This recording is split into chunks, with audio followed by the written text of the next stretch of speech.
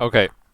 Last game was Challenger 800 LP. This one, we got Bronze 4. So, caveat, I don't think I've ever actually reviewed, like, a lower rating game before. Um, so yeah, just putting that out there. I guess I'll try and focus more on, like, more basic principles. But let's get into it. We got a 40-minute banger. I don't know if I'm going to do the whole game, to be honest. It's kind of late here. I want to go home. So, I might skip around, just try and get some juicy good bits, but I'll make sure that there's a lot for you to chew on. So don't worry about that. So you're playing Lux. Playing Lux with Diana and Zyra. So one thing I don't prefer is selecting AP when I have like AP support and AP jungler, for example, because then it makes the enemy team itemizing MR very effective. And in lower brackets, maybe that doesn't matter that much, but as you climb higher and higher, it's something to consider that if the enemy goes Merc Treads, it's going to be like very effective versus our picks. Okay, so we're playing Lux. Okay, that's alright. So, how I want you to think about the Luxie is there's like a certain range that if he comes in, or if he stops to auto attack a creep, that I'm going to shoot the E. So, I thought that like this is not really a timing to shoot the Luxie. So, when is TF actually going to walk up and it's easy for me to land an E? Well, I'd say right as he's last hitting a creep is a good time to use my E as Lux. So, you know, he's going to go for this creep. Let's see if he uses it. Nope, you just let him have it. And really what it does, it puts pressure on the enemy. Like, he has to choose between, is he going to CS? Or is he going to try and dodge my poke? Because right now, you're kind of just shooting your E willy-nilly when you feel like, oh, I think it's going to hit. Which, okay, if you're really good, actually, at Lux, yeah, you can just kind of shoot it when you think it's going to hit. But as a basic concept, you want to shoot your skill shots and poking abilities when the enemy is CSing. So definitely a very big thing I think that you can focus on. So for example, right now, he stops to auto attack, that's when you shoot your E.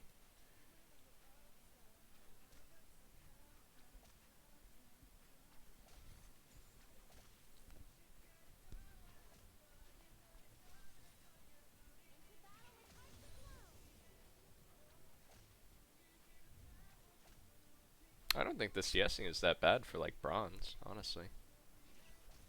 Not bad, not bad.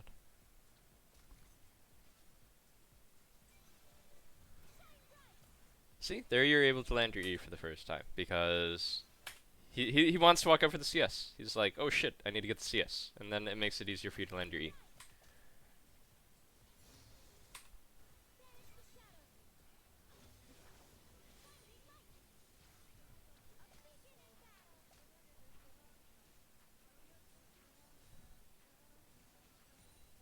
Is it actually bronze? You like know how to CS under turret, I think.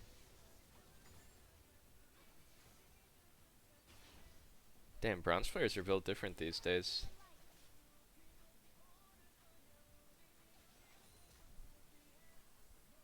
Wait, am I recording? Oh, thank God I'm recording. Another thing I've noticed is you haven't used your ward yet. Honestly, in bronze, it probably just like doesn't even matter, but it's a good habit to build. Like use your ward. Oh, nice, nice Q.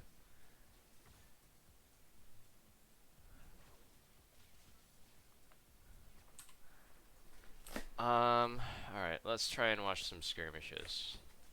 I would say you seem kind of oblivious to the fact of what is happening to your jungler here. So maybe we need to work on the minimap awareness a bit. You know, you should at least have an eye on like, oh, my jungler is like their jungler is right on top of my jungler, and their top laner is there too. I better see like what's happening, see if I can help them, because you're kind of just like not reacting.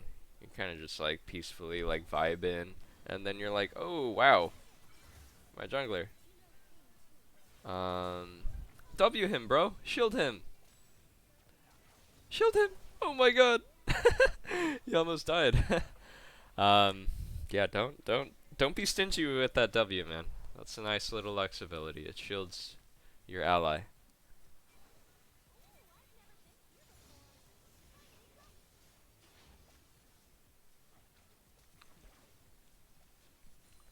So I would say when you're getting pushed in like this, you want to prioritize getting as much of the CS as you can. And I think you kind of have an understanding already of how to CS under turret, but the wave here is actually very good to like CS all of these under turret. You don't want to mess with this as a spell at all. And the reason it's good is because the melees are pretty much full HP. They're even like slightly chunked by like 10 HP, which is perfect because that means the turret is going to hit them twice, and then you can get them with one auto attack. And the range minions are full HP too, which means they will die to like you can thin it out like one more auto on each of the range creeps, and then get them with one turret shot. So actually, this wave is very nice to CS under turret. And when you E here, it kind of just messes up all the CS, and it makes it really hard for you. And now it's like, oh crap, all the CS is coming under turret, and I can't get any of it. And now I'm getting hit by like all of TF's abilities. Now I'm not like getting as much CS as I should in the wave. And it's just a bad time.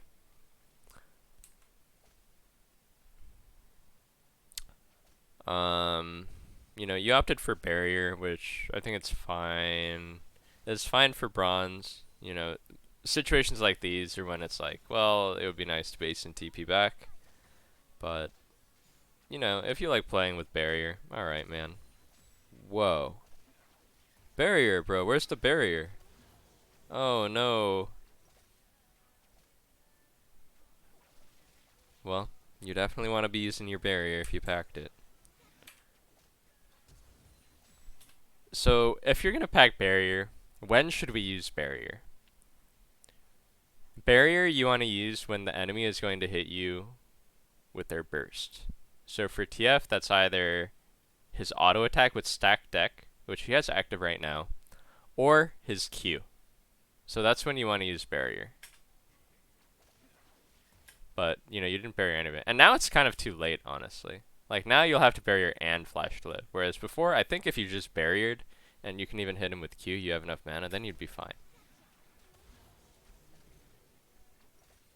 Because honestly, it was kind of crazy room to do this. I'm pretty sure if you use barrier well, you can just barrier and walk away.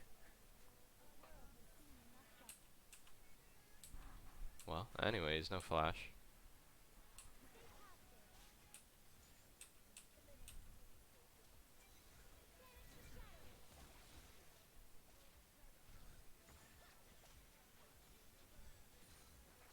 I'd say when you land keys like this, when you land a key like this, don't be afraid to just R for like huge chunk and control of the lane. Because Lux R is really not that long of a CD at rank 1.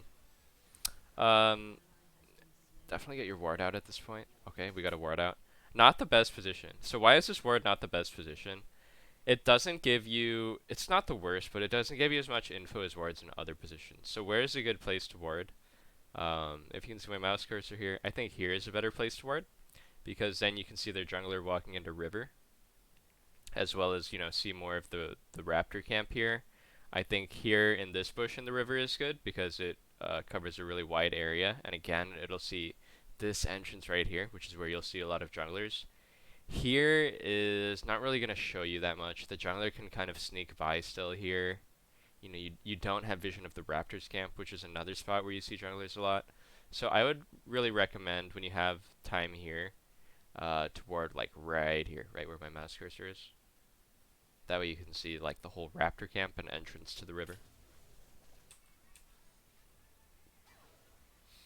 One thing you can do as Lux here, by the way, is to just E and ulti the whole wave. It's like a very low skill effective way to play mid lane and just get the whole wave out and then go like you can go roam, you can recall, you can like tab out and watch Netflix. It's like a very low skill, non-interactive way to play the lane. Just want to put that out there. You would E all 6 CS and then ulti all the CS. Oh, you're good with the Qs. Yeah, again, like a great time to just shoot your ulti. Because your ulti will actually proc your passive as well. So really he'll tank like 400 damage here, and then you can auto him again for another passive proc. He'll actually be like 200 HP or so if you just shoot your ulti here. So don't hesitate. It's a good opportunity to flip your ult.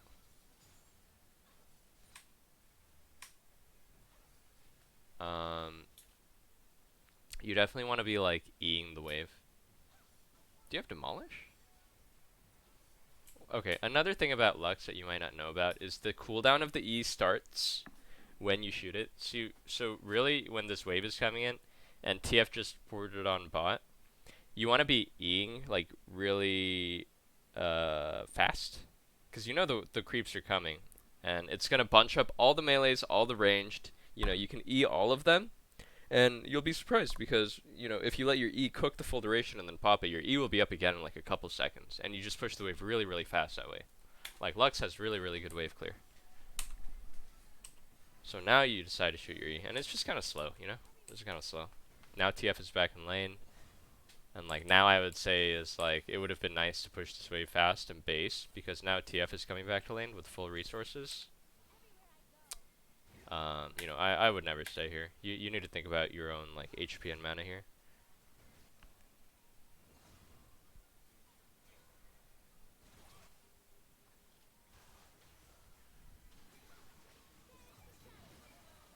Ooh.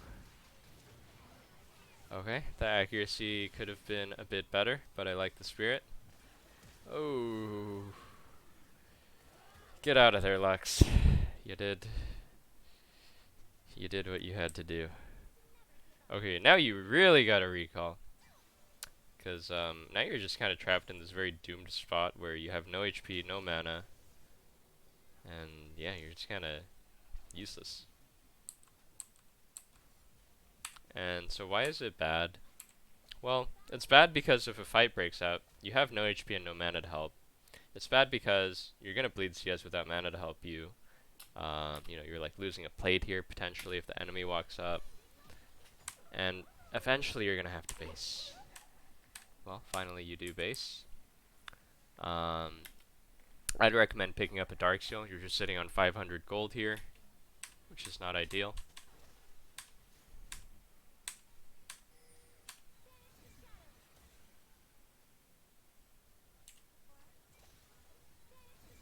One thing I haven't seen you do once this game is go for an E-auto. But, going for that auto attack can be nice if you can't trade back. Just something to think about.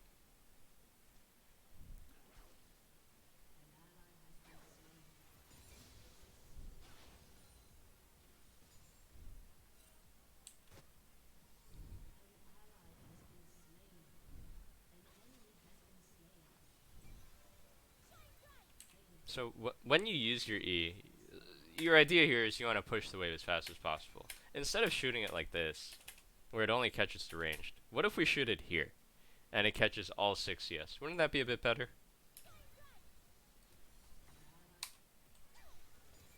Because the idea is TF ported away from the lane, so I want to push so that I can start to deny the CS under his turret and maybe hit his turret for plates.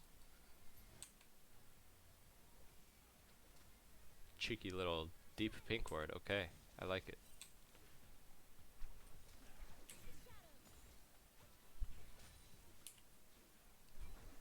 Yeah, the more I see you, the more I feel like you're not going for the Q autos. I think go for the auto attack here. Proc your passive, it'll feel good, trust me.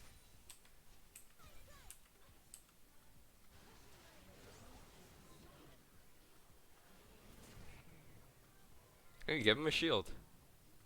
Okay, nice. Ulti him! Nice. Oh, a missed chance. Here, you could have actually cooked him. He walked forward. He stepped forward, your E is out. He has blue card locked in. You missed out on a kill here, actually. You could auto him to proc your passive while he's standing in the E slow. Then, you could pop your E, and then your passive would be up again, and then he would die to that passive auto. A missed chance.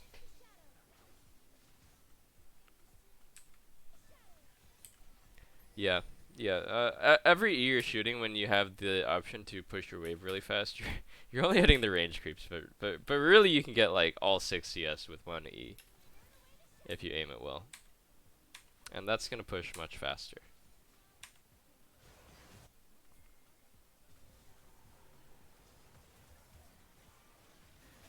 Okay, nice binding. Nice E. Okay.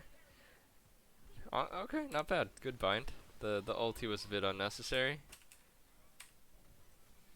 but Not bad, all things considered.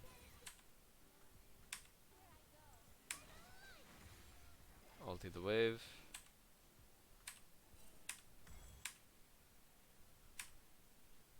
Honestly, not that bad for bronze. Is this really the level of bronze these days? That's crazy.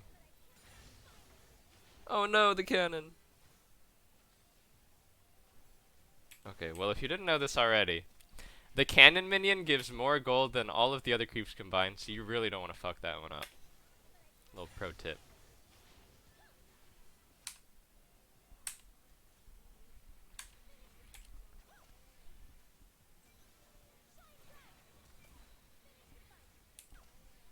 Ooh, close. Okay, well you went for the Q and it missed. One thing you can do, if you sense that this is a kill opportunity, which I think you do, is you can actually play around the E slow. Like, very good Lux players will play around the slow of the E as well. So while he's slowed with the E, actually, it's going to be easier to land your ulti. So wait until your ulti to pop the E. Because it's going to be a lot easier to hit your ulti while he's slowed. Rather than just trying to hit it straight up.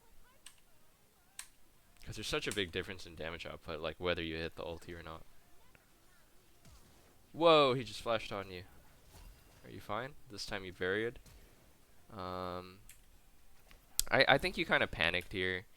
You can kind of just drop your E and walk away. Like, you're fine.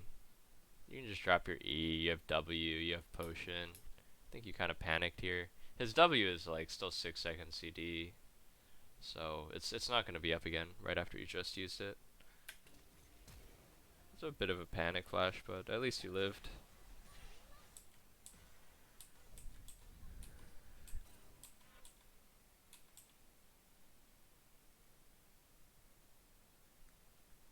Let's see here. Did you opt for the ruby crystal? Build AP, damage good. Build the amp tome over ruby crystal when you can.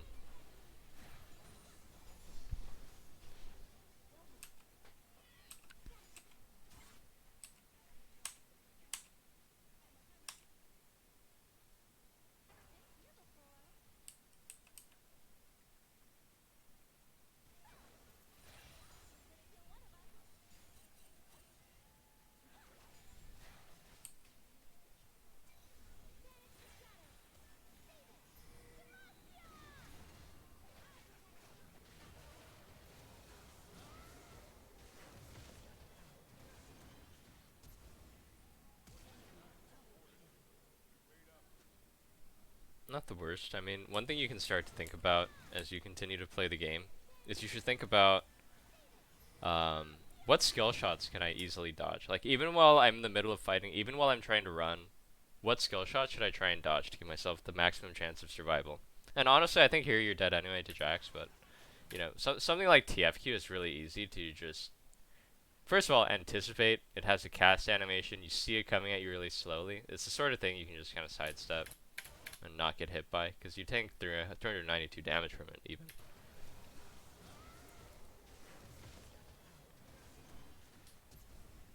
Because really a lot of fights can come down to, like, did I manage to juke his ability? Did I manage to dodge his, like, really important skill shot?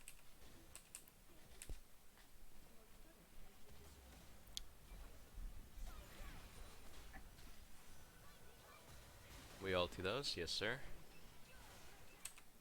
I think you left base again with, yeah, I think you had enough gold at this point to just sell this refill potion. Buy Dark Seal. Dark Seal is a nice item. Would highly recommend picking it up on any AP champ.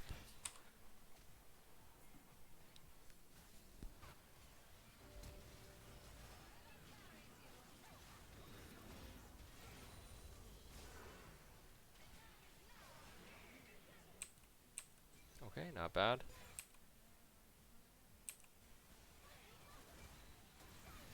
Auto attack, very nice.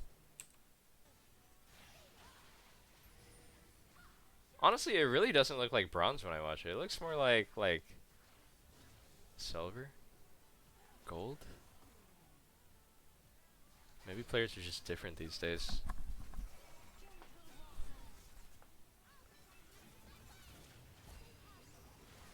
So here's another example of what I mean by like you should try and dodge their skill shot. It's not a targeted ability, right? She has to shoot it in one way or the other. So what you want to do if you're a player who's trying to get better at League is like kind of click to the side, kind of click here, click there, and make it difficult for her to aim it. Because when you walk in a straight line, you're just making it really easy for her to hit you.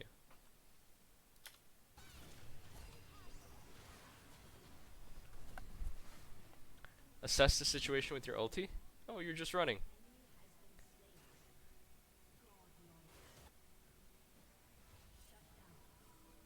Well, you're running with, you know, I understand the idea here. You know, you're like 1 HP, you want to run. But here you're like at a very safe distance, so here you can actually kind of like look here and see like, can I just like ding him with my ulti? And will it change the outcome of the fight if I do that?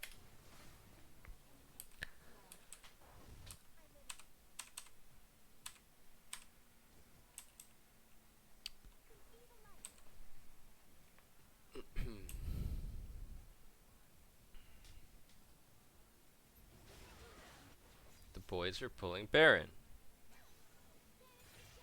Okay. Careful of that Blitzcrank. Whoa, careful. Whoa, you're just walking right into him. Certainly a strange outcome.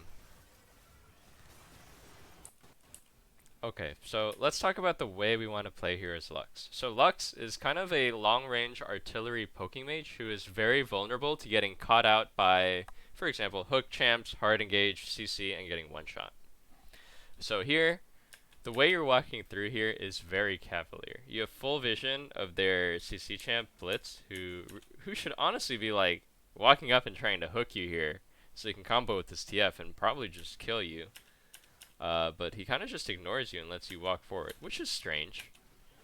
The important thing when you're playing champs like Lux is to keep your distance. So I believe I did just see TF lock in a blue card and auto attack a plant. But, you know, you want to be kind of gauging all the threats and playing very safely, like playing as the most backline position. So you found a very good like Q ulti here. You've already contributed a lot to the fight here. You don't want to walk right into their Gwen at this point. Especially with this TF who's still kind of on the side flanking you here. The ideal way for a control mage or an artillery mage to play is to keep max range and cycle your cooldowns as much as you can. And when you get close to this, you're just kind of giving them the chance to kill you. And then you can't cast your spells anymore, which is not good. That's so funny. I think TF really did just lock in a blue card and auto attack a plant. I gotta watch this again. Okay, that was sick.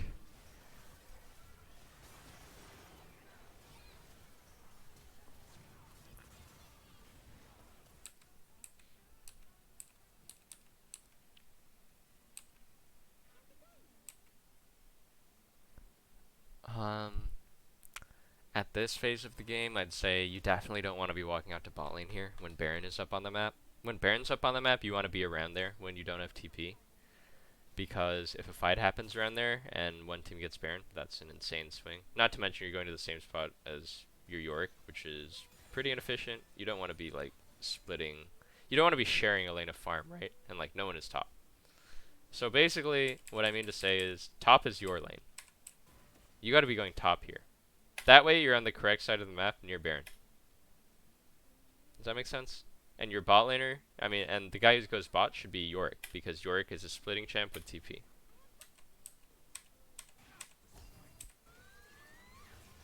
I think you don't know what Gwen does, which is okay. I think you're new to the game, right? Her W ability makes it so that the only thing that can target her is inside of this blue circle. And because you're outside of the blue circle, nothing you cast on her will take effect. So, stylistically, it's very good against champs like Lux who want to keep a long range.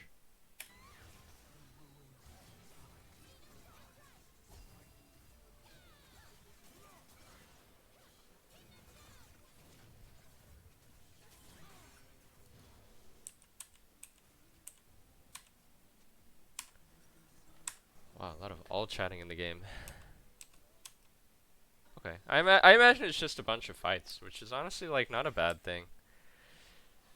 Because really, the more fighting there is, the more chances there are to kind of like improve your mechanics and fighting ability. So I'm just gonna zoom around to the fights.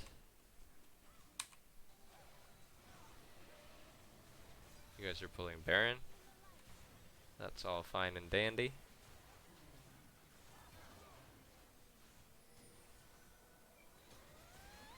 Okay, you end up killing the MF, but what you should think about when you're playing a skill shot champ is how can I chain my skills off of my allies CC?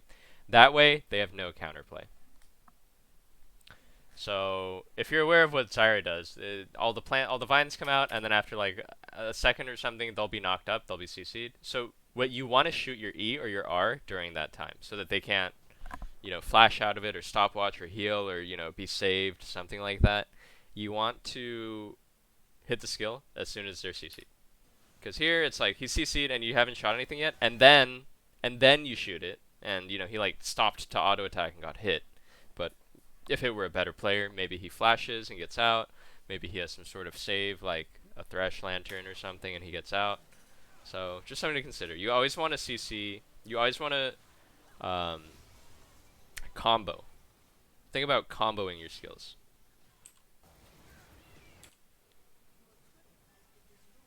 Nice little bind.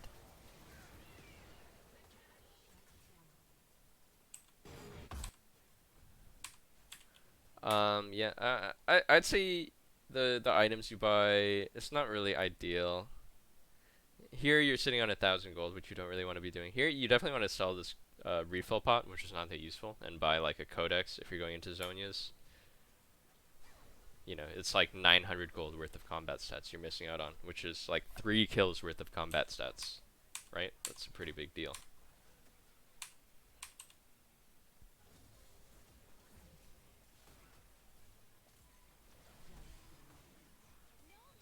Whoa, we don't go for those. We don't go for those on a Gwen who has W. So another thing to consider is like, who do I want to be targeting with my poke abilities? Is it full HP level 16 raid boss Gwen, or do I really want to be hitting like this MF who's already chunked out? We definitely don't want to target the guy who can just dodge it with one basic ability, right?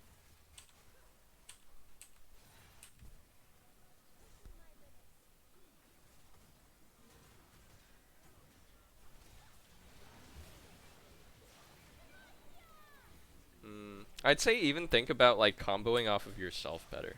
Because here it's like you land the Q, so okay, nice, you landed the Q, so he CC'd for a while. So now you shoot out your E and your R very quickly, but your timing is like very slow. He got hit by the bind, so he CC'd, so guaranteed your E and your R will hit, but you're just very slow about it. So actually all your spells come out after he is not CC'd, and he actually dodges it, right? But if you shoot it faster, he would die. You do be hitting the keys though.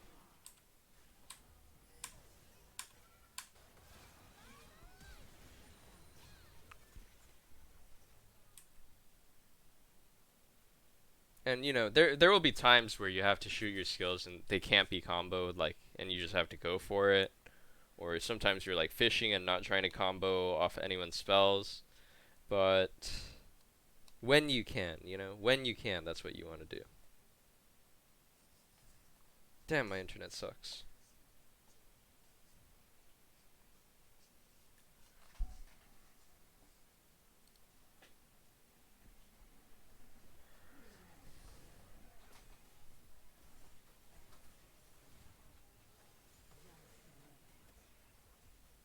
Okay, it's definitely a bit of a banger.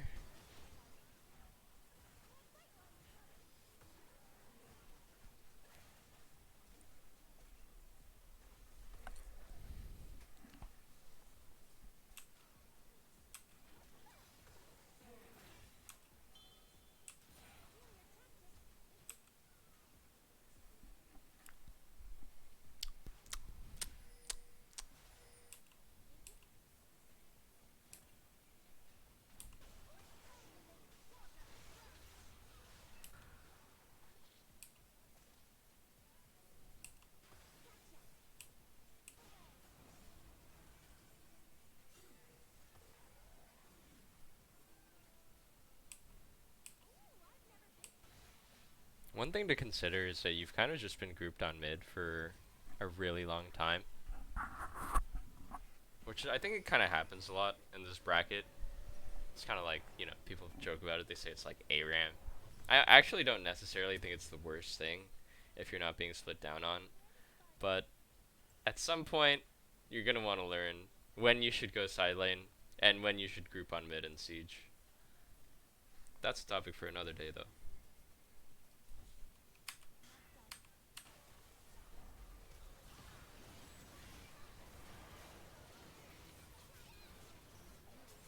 Nice, but again, the combo could be better. You're very good at landing your Q, but then you don't shoot your other spells in a consistent way. So here, generally every time you hit your Q, you want to follow it up with E into R.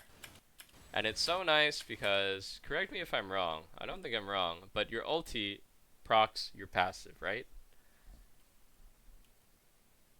Here you hit your Q, and then you just hit your R, and then you E after. Which is like, okay, but again, they do have potential counterplay because they're not CC'd anymore.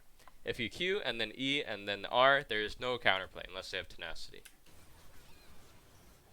You know, in this situation, it's like you got them anyway. Okay, another thing about the Zonias, you want to like be able to preempt. You want to. This is like similar with the thing about barrier that I talked about earlier. You want to use it right as the burst comes out. So right as the burst comes out is right when Gwen uses the third part of her R. It's the strongest part of her kit. So when do we use Zonias?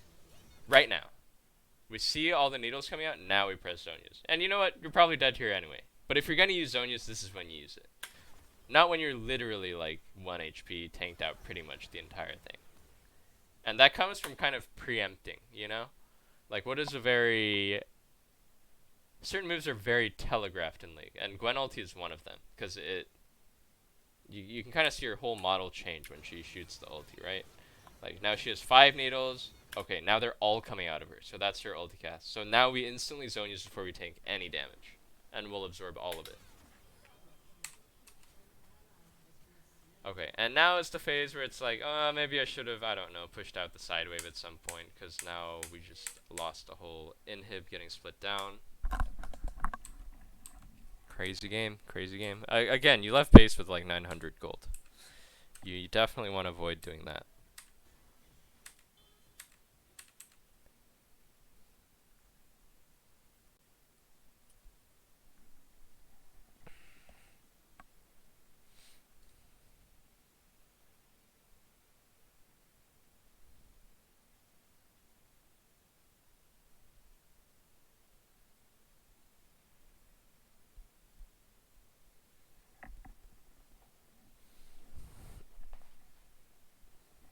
Oh, my internet is doomed. I don't know why it's doing this. Okay, we're back. They got Baron. Wait, what even just happened? Did I miss out on a giant chunk?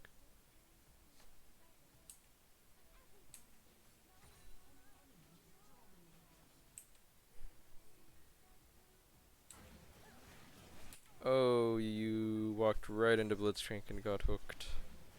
That'll do it. That'll do it.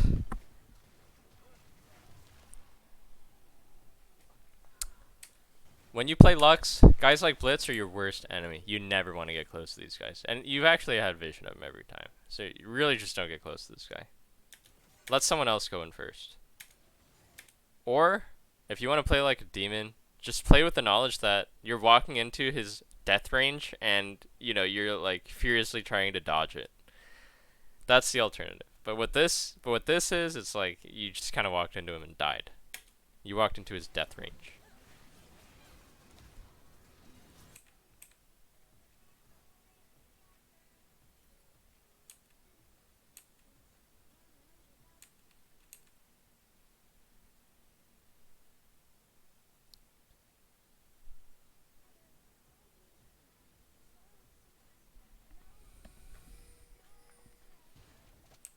I think at this point, you guys just kind of look like you're getting split down. And my internet is taking a shit. So I'm going to call it here on the VOD review. But, Yeah, I guess my main takeaways are think about comboing your spells off your ally CC. In lane, think about shooting your skill shots and abilities in general, trading in general, initiating trades when the enemy is walking up to CS is like a very, very huge core concept in League. Um, don't be leaving base with like 1,000 gold throughout the game because that happened a few times. And really think about what their main threat is to you, because I think you're kind of walking up willy nilly to blitz a few times as well. Okay, hope it helped. My first time coaching bronze. Hope it helped.